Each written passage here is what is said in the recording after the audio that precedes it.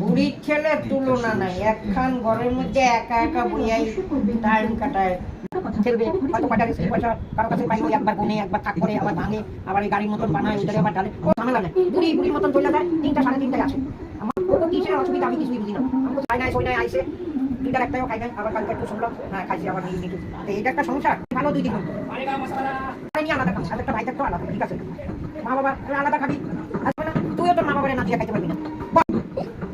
বাড়ি গেলে ভাইয়া দিল ভাড়া, বোনের বাড়ি গেলাম, বোনে দিল ডেরা, ভাবি চিন্তি দেখি আপনার ডেরাই ভালো। ওই বরং তোলা বইয়া থাকি 5 জনের লোক, কত ভালো লাগে। বলিস না তুইও নাচবো, ও নাচবো। সুপ্রিয়া আগে, সুপ্রিয়া কিছু নাই, আগে কিছুই নাই। সুপ্রিয়া আগে, সুপ্রিয়ার এখনকার সুপ্রিয়া আলাদা। বলবো একটা বউ তার চাল চলতি আলাদা থাকবে, ধর্মটা ভদ্রতা আলাদা। তার লক্ষ্মী ছিল এমন বড় লোকের ঘরে মেয়েরা, তখন তো নিয়ে আসি কিচ্ছু ছিল না। এখানে যেটা মানা, আমি এই যে গামছাটা পালাই যাইছি, তো মানা আমার তাই গামছা, আমি যেরকম মানুষ এরকম আমার সবাই চিনি। আবার জায়গা বেশি আছে, থাকলে একটা